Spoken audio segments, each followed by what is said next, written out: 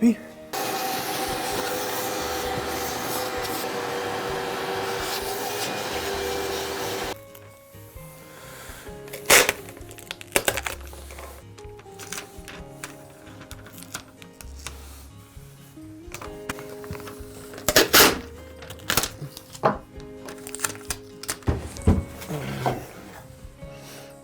Making sure I got all the holes.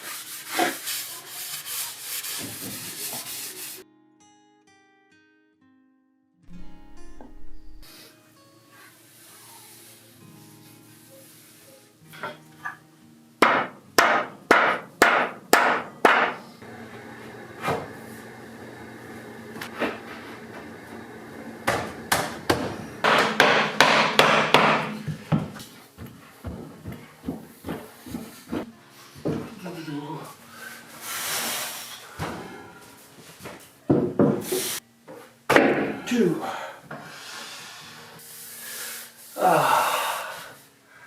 I am happy.